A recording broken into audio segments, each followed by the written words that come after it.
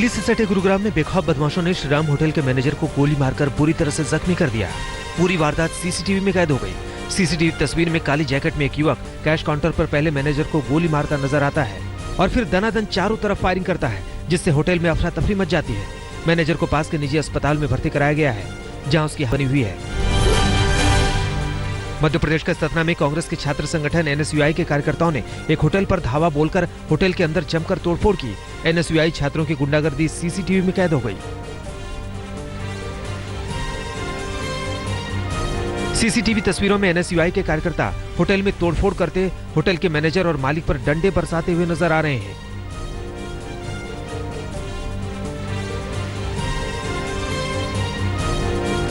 इस हंगामे में पुलिस भी नजर आ रही है। पुलिस वाले एक शख्स को बुरी तरह पीट रहे हैं। 3 से 4 जवान मिलकर इस पर डंडे बरसा रहे हैं। शिकायतकर्ता के मुताबिक शराब के पैसे मांगने पर पूरा हंगामा हुआ।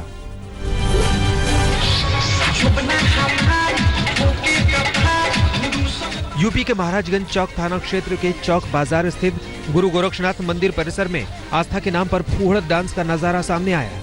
मकर संक्रांति के अवसर पर यहाँ खिचड़ी मेले का आयोजन किया गया था। खिचड़ी मेले में लोगों को लुभाने के लिए डांसरों को बुलाया गया था। इस दौरान अपने मन पसंदीदा गाने पर डांस की फरमाइश पूरी न होने पर कुछ लोग मारपीट पर उतारू हो गए। मारपीट में हल्की भगदड़ मच गई, जिसमें एक बच्ची जख्मी हो गई। बिहार के जम्मू में क्रिकेट के विवाद में जमकर ईंट पत्थर चले। मामला जमुई थाना क्षेत्र के भछियार मोहल्ले की है, जहां क्रिकेट के दौरान 2 पक्षों में तीखा विवाद हो गया। झगड़ा बढ़ने के बाद दोनों पक्ष एक दूसरे पर ईंट पत्थर बरसाने लगे, जिसमें कई लोग घायल हो गए। मामला इतना तूल पकड़ा कि इलाके में शांति बनाए रखने के लिए डीएम और एसपी को पैदल मार्च करना पड़ा। दोनों पक्ष के लोगों को बुलाकर आपसी सौहार्द बनाए रखने की अपील की गई। फरीदाबाद में एक वीडियो वायरल हो रहा है, जिसमें एक गुट दूसरे गुट की बुरी तरह से पिटाई करता नजर आ रहा है। एक गुट ने दूसरे गुट के 2 युवकों को पीटकर अधमरा कर दिया।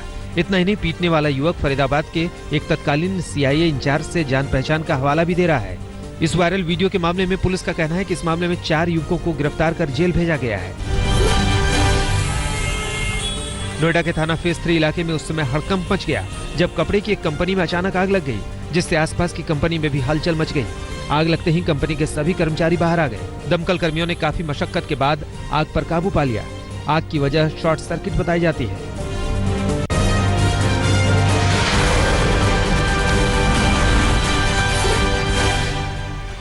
कर्नाटक में कुमारस्वामी सरकार मुश्किल में नजर आ रही है। सरकार को समर्थन देने वाले निर्दलीय विधायक आर शंकर और एच नागेश ने कुमारस्वामी सरकार से समर्थन खींचने का ऐलान किया है। दोनों विधायकों का कहना है कि वो अब बीजेपी का समर्थन करेंगे। 224 सदस्यों वाली कर्नाटक विधानसभा में बीजेपी के 104 विधायक हैं, जबकि कांग्रेस जेडीएस को मिलाकर 116 विधायक। कुमारस्वामी का कहना है कि उन्हें अभी भी 118 विधायकों का समर्थन हासिल है। खरीद फरोख्त के डर से कर्नाटक बीजेपी के 103 विधायक दिल्ली से सटे गुरुग्राम के आईटीसी ग्रैंड भारत होटल में लगातार 2 दिनों से मौजूद हैं। विधायक कल होटल में क्रिकेट खेलते नजर आए। पार्टी के मुताबिक एक विधायक निजी वजहों से बाहर हैं। उधर कांग्रेस का दावा है कि बीजेपी के 6 विधायक पार्टी के संपर्क में हैं। उधर खरीद फरोख्त से बचने के लिए कांग्रेस के कुछ विधायकों को मुंबई के एक 5 स्टार होटल में रखा गया है। अभी कुछ नहीं हुआ है, अब सब ठीक हो जाएंगे। कुछ लोग हैं, ऐसे नहीं है, कुछ लोग हैं, मगर उससे कुछ नहीं होने वाला। हमारा सरकार बने रहेंगे। 5 साल हम सरकार कर्नाटक में बनाएंगे। पश्चिम बंगाल की मुख्यमंत्री ममता बनर्जी ने कर्नाटक संकट पर तीखी प्रतिक्रिया व्यक्त की है। ममता ने बीजेपी पर हमला बोलते हुए कहा कि विधायकों की खरीद फरोख्त उनका पुराना हथकंडा है। Even if you see there are some areas in northeastern region, they apply the same thing.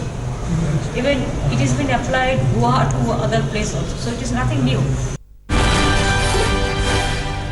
प्रधानमंत्री नरेंद्र मोदी को मिले फिलिप कोटलर प्रेसिडेंशियल अवार्ड पर देश में सियासी जंग छिड़ गई है। कांग्रेस अध्यक्ष राहुल गांधी ने ट्वीट कर इशारों में से जुगाड़ से हासिल किया अवार्ड बता दिया, तो केंद्रीय मंत्री स्मृति ईरानी ने ट्वीट कर कहा कि ये बयान ऐसे महान परिवार के सदस्य की तरफ से आया है जिसने खुद अपने लिए भारत रत्न जैसे पुरस्कार लिए हैं। उधर आज तक से बातचीत में प्रोफेसर कोटलर ने पीएम को अवार्ड देने में किसी भी तरह की गड़बड़ी से इनकार किया है।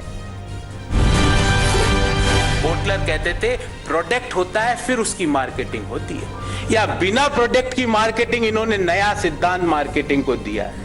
तो पता नहीं कोटलर साहब तो ये इनको अवार्ड कभी ना देते, ये मैं कह सकता हूं, क्योंकि उनका तो पहला पी मतलब प्रोडक्ट होता है। ना ज्यूरी का पता, ना अवार्ड का मुझे पता, ना मेरे जैसे हजारों मैनेजमेंट के विद्यार्थियों को पता। मुझे लगता है कि राहुल गांधी जी को जो दुनिया के तमाम अवार्ड हैं उसकी जूरी का जो है वो चेयरमैन बन जाना चाहिए। अगर वो जूरी के चेयरमैन बन जाएंगे तो सबसे पहले उनके और उनके परिवार को जो है वो करप्शन और कुशासन का अवार्ड मिल जाए। अवार्ड की जो है वो स्क्रूटनी करने का अधिकार जो है वो राहुल गांधी जी को किसने दिया? यूपी में गठबंधन के बाद मायावती और अखिलेश के बीच नई केमिस्ट्री बनने लगी है। कल की एक तस्वीर सामने आई है जिसमें मायावती अखिलेश को अपना बंगला दिखाती नजर आ रही है। कल अखिलेश जन्मदिन पर मायावती को बधाई देने पहुंचे थे। अखिलेश यादव से गठबंधन करने के बाद अब पीएम पद के लिए मायावती का नाम उछाले जाने का सिलसिला शुरू हो गया है। कल छत्तीसगढ़ से पूर्व सीएम अजीत जोगी दिल्ली में मायावती से मिले। बीएसपी सुप्रीमो से मिलने के बाद जोगी ने मायावती को भविष्य का पीएम बताया। छत्तीसगढ़ में बीएसपी और जोगी की पार्टी गठबंधन कर चुनाव लड़ी थी। आज से दिल्ली कांग्रेस में फिर से शीला दीक्षित युग शुरू हो गया है। दिल्ली के डीडीयू मार्ग पर बने प्रदेश कांग्रेस मुख्यालय में प्रदेश की नई कांग्रेस अध्यक्ष के रूप में शीला दीक्षित पदभार संभालेंगी। शीला दीक्षित के स्वागत में राजीव भवन में सजावट की गई है। आज अजय माकन और तीनों कार्यकारी अध्यक्ष शीला दीक्षित को उनके घर से लेने जाएंगे। इसके बाद तीनों एक ही कार से दिल्ली कांग्रेस के दफ्तर आएंगे। केरल दौरे पर कल प्रधानमंत्री नरेंद्र मोदी ने तिरुवनंतपुरम के श्री पद्मनाभ मंदिर में पूजा अर्चना की। परंपरागत धोती में पीएम मोदी ने मंदिर के पुजारियों के साथ मंदिर प्रांगण का दौरा भी किया। इससे पहले 2013 में पीएम बनने से पहले मोदी यहाँ आए थे।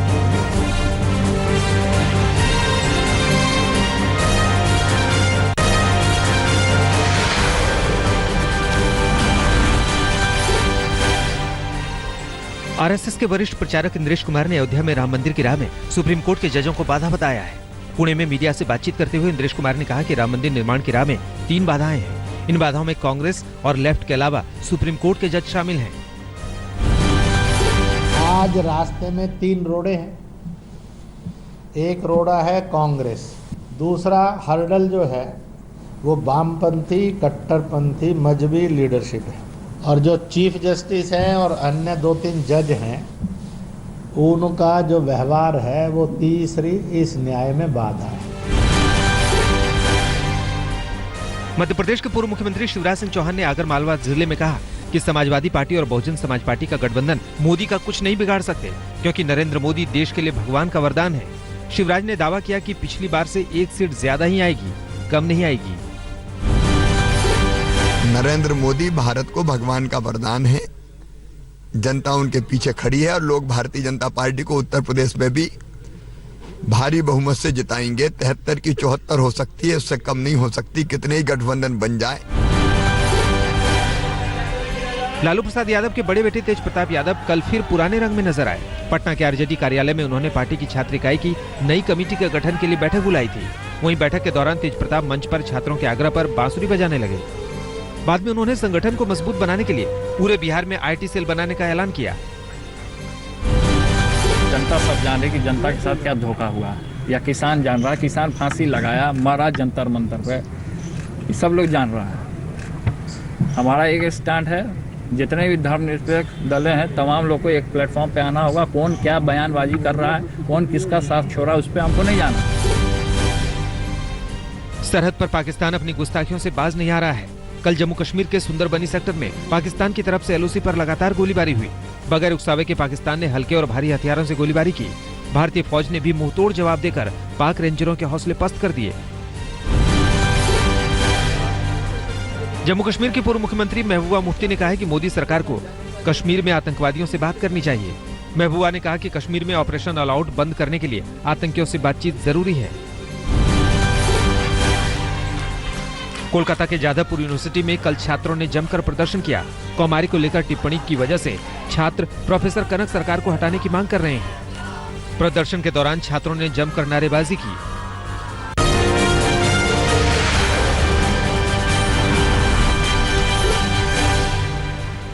यूपी के अमरोहा में ट्रैक्टर से भयंकर टक्कर के बाद कार में आग लगने से खलबली मच गई। बीच सड़क पर कार में अचानक लगी आग के बाद चालक और उस पर सवार लोग किसी तरह भागने में कामयाब रहे। जब तक आग पर काबू पाया जाता तब तक कार पूरी तरह से राख के ढेर में तब्दील हो चुकी थी। मुजफ्फरनगर के मीरापुर में पुलिस ने एनकाउंटर कर 2 बदमाशों को दबोच लिया। पशु चिकित्सक की हत्या के मामले में फरार आरोपियों की तलाश में मुखबिर की सूचना पर पुलिस मीरापुर क्षेत्र के संभा लेहड़ा नहर पुलिया पर चेकिंग अभियान चला रही थी। बाइक पर आ रहे आरोपियों की जैसे ही पुलिस पर नजर पड़ी, उन्होंने फायरिंग कर भागने की कोशिश की। जवाबी फायरिंग में एक बदमाश गोली खाकर पुलिस के हत्थे चढ़ा, जबकि दूसरे ने सरेंडर कर दिया। ऑपरेशन में एक कांस्टेबल भी जख्मी हुआ है। दोनों बदमाशों पर 15-15 हजार का इनाम था। मेरठ के भावनपुर थाना क्षेत्र में पीसीपी-एनडीटी की टीम ने 3 लोगों को गिरफ्तार कर भ्रूण लिंग जांच केंद्र का भंडाफोड़ किया है। पीसीपी-एनडीटी टीम के नोडल अधिकारी एडिशनल सीएमओ के नेतृत्व में मुखबिर की सूचना पर भावनपुर थाना क्षेत्र के 5 गांव पट्टीगढ़ी गांव के एक मकान में छापा मारकर ये कामयाबी हासिल की। आरोपियों से पूछताछ में पता चला है कि 30,000 में लिंग जांच का धंधा काफी समय से जारी था। उत्तर प्रदेश के बुलंदशहर की डिबाई विधानसभा से 2 बार विधायक रहे गुड्डू पंडित उर्फ श्री भगवान शर्मा को जान से मारने की धमकी मिली है। पुलिस को दिए तहरीर में पूर्व विधायक का कहना है कि फोन और फेसबुक पर उन्हें जान से मारने की धमकी मिल रही है। गुड्डू पंडित का आरोप है कि अलीगढ़ से चुनाव लड़ने से रोकने के लिए गोरखपुर जेल से पीपी पांडे नामक आरोपी उन्हें धमकी दे रहा है।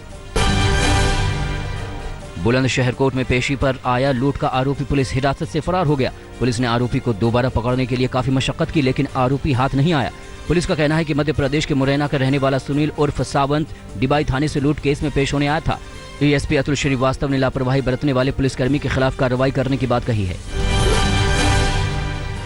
हापुड़ रेलवे स्टेशन पर रेलवे ट्रैक पार करते समय फोन पर बात करना एक युवक के लिए महंगा पड़ गया। फोन पर बात करते समय युवक की तेज रफ्तार राजधानी एक्सप्रेस की चपेट में आने से मौत हो गई। बताया जाता है कि राजधानी एक्सप्रेस को देखकर लोगों ने युवक को आवाज भी लगाई, लेकिन कान पर फोन लगने के कारण वो लोगों की आवाज नहीं सुन सके और अगले ही पल एक्सप्रेस ट्रेन उसे उड़ाते हुए चली गई। जेब में मिले सेलफोन और आधार कार्ड के आधार पर युवक की शिनाख्त सीतापुर के विमलेश के रूप में हुई है। वो किसी काम से अपने रिश्तेदार के घर हापुड़ आया था। सऊदी अरब में आजमगढ़ के 2 सगे भाइयों समेत 3 की निर्मम हत्या की खबर मिलने पर कोहराम मच गया है। तीनों का शव रविवार को सऊदी अरब पुलिस ने बरामद किया। मृतकों के परिजनों का आरोप है कि सऊदी अरब के जिस शख्स के घर में वो काम करते थे, हत्या में उसी का हाथ हो सकता है। स्थानीय विधायक नफीस अहमद ने डीएम को ज्ञापन देकर विदेश मंत्रालय से मामले की जांच कराने की मांग की है।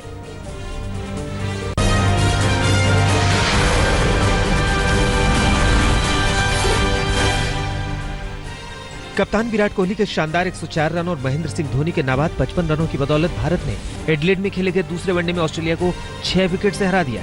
इस जीत के साथ ही 2 मैचों की सीरीज 1-1 से बराबर हो गई है। भारत को 299 रन का लक्ष्य मिला था, जिसे टीम इंडिया ने 4 गेंद रहते हासिल कर लिया। दिनेश कार्तिक 14 गेंदों पर 25 रन बनाकर नाबाद लौटे। रोहित शर्मा ने 43 और शिखर धवन ने 32 रन बनाए। सीरीज का तीसरा और आखिरी मैच 18 जनवरी को मेलबर्न में खेला जाएगा। पहले वनडे में धीमी बल्लेबाजी को लेकर आलोचना का शिकार बने धोनी ने एडिलेड में अपनी बैटिंग से सबका दिल जीत लिया। नाबाद 55 रन की पारी के दौरान आखिरी ओवर की पहली गेंद पर छक्का और दूसरी गेंद पर सिंगल लेकर उन्होंने टीम इंडिया को जीत दिला दी। कप्तान विराट कोहली ने धोनी की पारी की तारीफ करते हुए इसे एमएस क्लासिक बताया। ऑस्ट्रेलिया के खिलाफ दूसरे वनडे में 104 रनों की पारी से मैन ऑफ द मैच चुने जाने वाले कप्तान विराट कोहली अंतर्राष्ट्रीय शतकों में श्रीलंका के कुमार संगाकारा को पीछे छोड़कर तीसरे स्थान पर पहुंच गए हैं। ये वनडे में विराट का 39वां शतक था। 25 टेस्ट शतकों को मिलाकर उनके इंटरनेशनल शतकों की संख्या 64 पहुंच गई है। 100 शतक के साथ सचिन और 71 शतक के साथ रिकी पॉन्टिंग ही उनसे आगे हैं। सिर्फ 49 मिनट में जर्मनी की तत्जाना मारिया को 6-0, 6-2 से हराकर सेरेना विलियम्स ऑस्ट्रेलियाई ओपन के दूसरे दौर में पहुंच गई हैं। दूसरे दौर में उनका मुकाबला कनाडा की इग्नी बुचाई से होगा। सेरेना ने पिछले साल इस टूर्नामेंट के फाइनल में अपनी बहन वीनस विलियम्स को हराया था।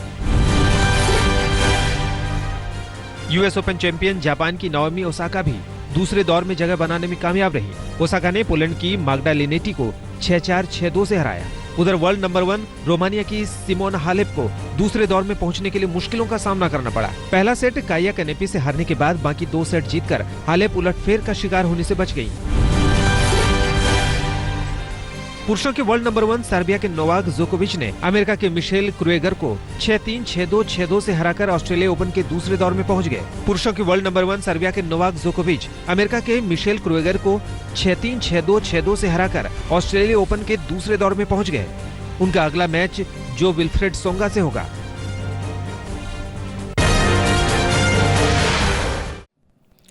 लेटेस्ट खबरों के लिए यूं ही देखते रहिए आज तक और इस वीडियो के पसंद आने पर लाइक, शेयर एंड सब्सक्राइब करना ना भूलें।